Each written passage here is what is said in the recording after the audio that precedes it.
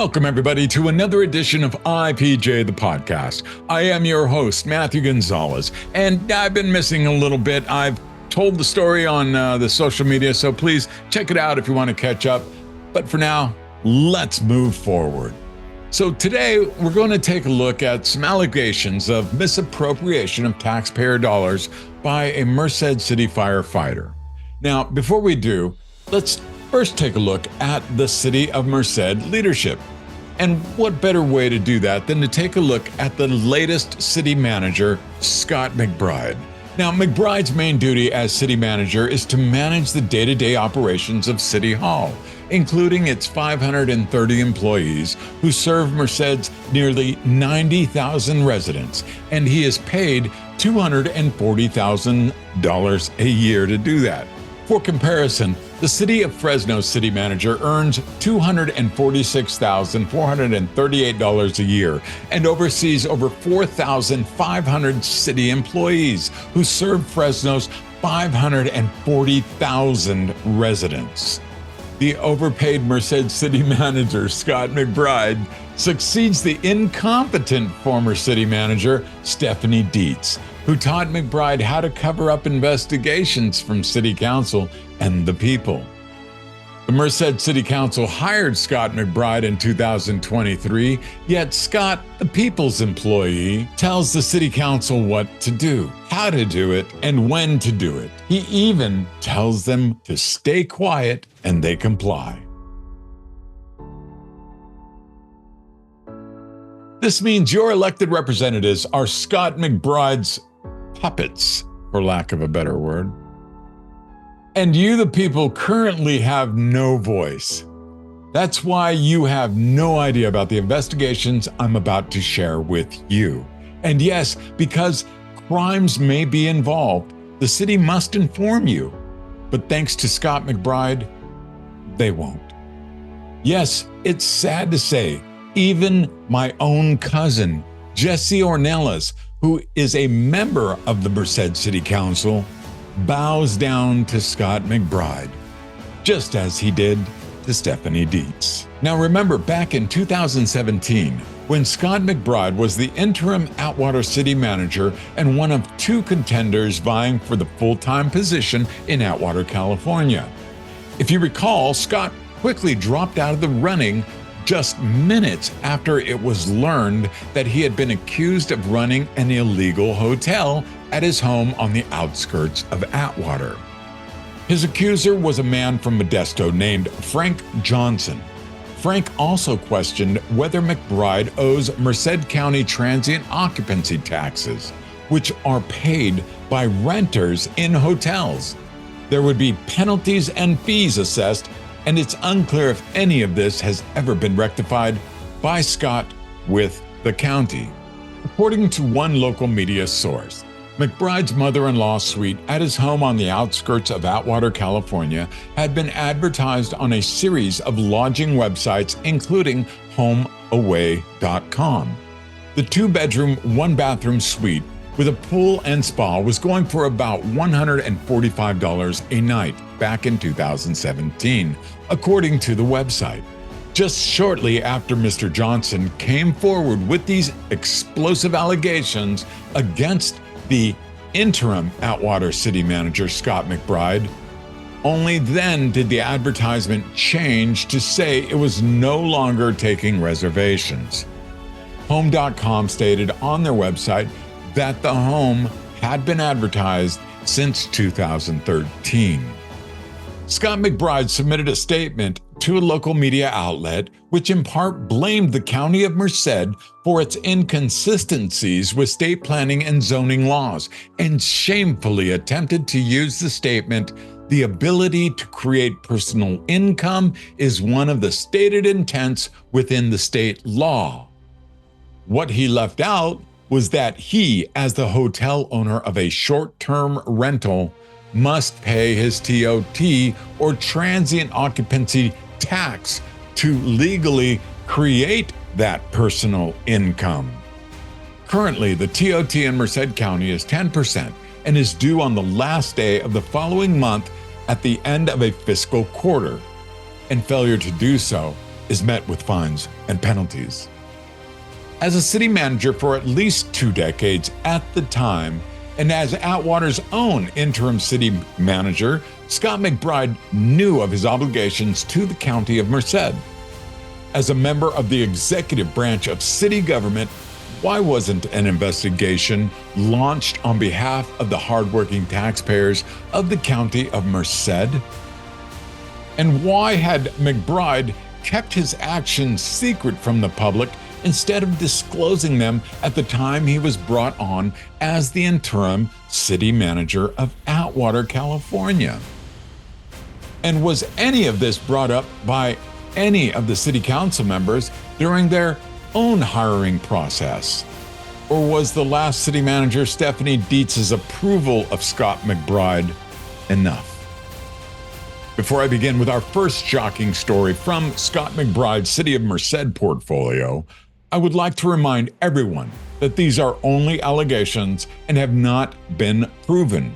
Typically, I would not even cover a story like this, but due to the seriousness of the allegations being leveled at a man entrusted with operating a large emergency services vehicle around you and your families, you do have a need and a right to know about these allegations, especially when the allegations being made involve the misappropriation of your city, state, and federal taxpayer monies, which is a felony in the state of California and is covered under California Penal Code Section 424. A woman has come forward and spoken to me directly via phone, stating that she made allegations against a Merced City firefighter to the city of Merced recently.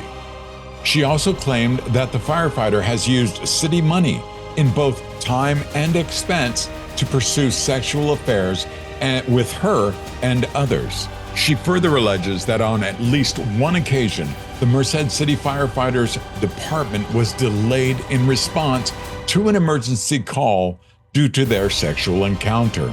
She stated to me that she and the Merced City firefighter were in the parking lot of the fire station having sex, and unbeknownst to them, an emergency call had came into the station. She said the firefighters were running around the station looking for their fellow firefighter, and she believed it was a firefighter named Conti who came out and saw them in the car. She said she heard Conti yell at the firefighter, "Where the hell were you?" as the firefighter was in her car getting dressed. He then ran out, once dressed, and said, "Oh, I was just talking," according to the accuser. She also stated that this delay in emergency services occurred within the last 2 months.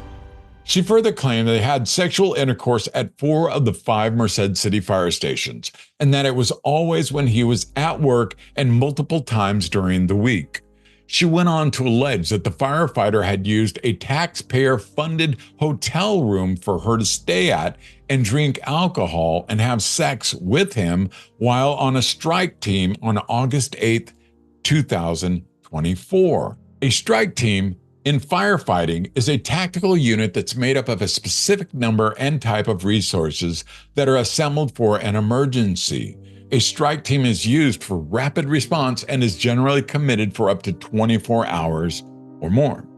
On August 7, 2024, according to their Facebook page, the City of Merced Fire Department deployed their Type 6 fire engine to the Park Fire as part of Strike Team 5805-F. As part of that deployment, the accused firefighter was provided a taxpayer-funded hotel room at the Marriott in Sacramento, California. The woman claims she met up with him there to drink and have sex. She further alleges that the firefighter was on the clock and working while in Sacramento, but drank until 2:30 in the morning and then left for his shift at 6 a.m. on August 8, 2024. According to her, he had not sobered up, as she alleges. He drank a lot that night. She provided these images of the time they spent in the taxpayer-funded room while he was being paid as a member of the strike team deployment to the Park Fire.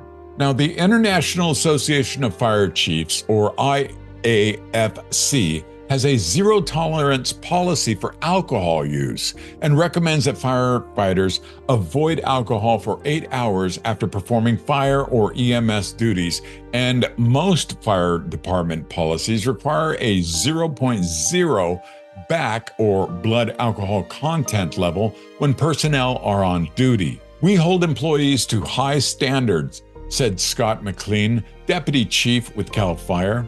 "We have a responsibility to our departments and to the public, and we have zero tolerance about drinking on duty."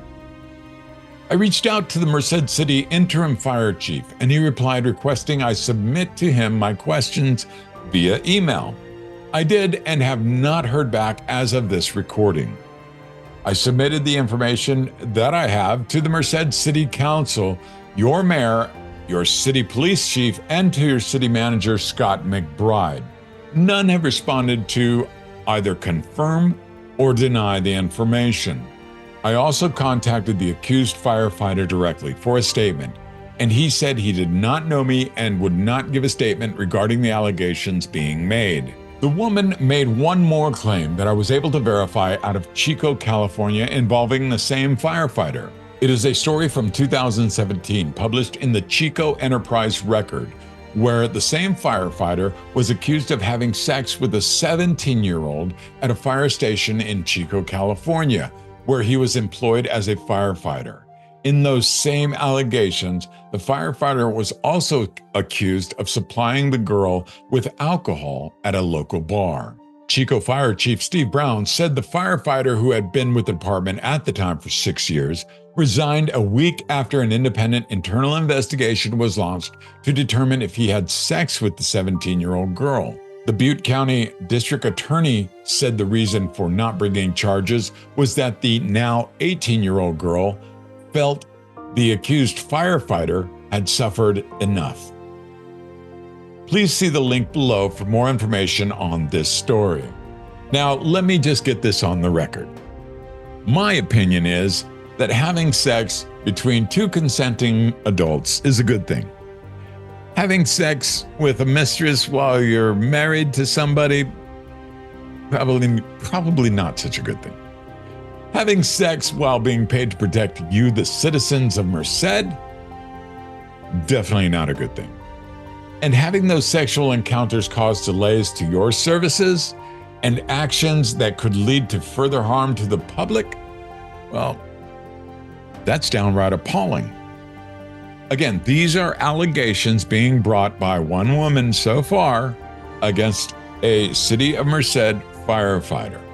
Now, I have purposely left the accused firefighter's name out of the story in the hopes that you will call, text, or email your city council members, your city manager, and your city fire department and demand to know why you were not informed of this investigation, to which you do have the right to know about.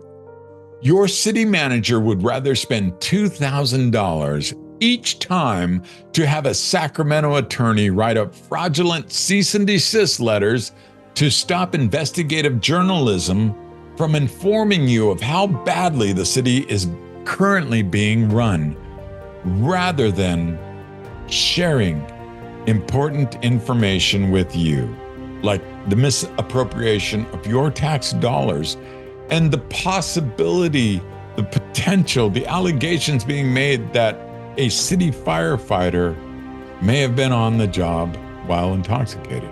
This could cause some serious liability to the city if true.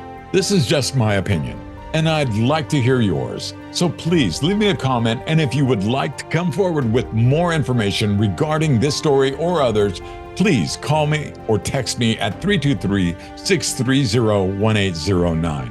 I do screen my calls, so leave me a brief message. Or you can always send me an email to ejfanetwork@gmail.com.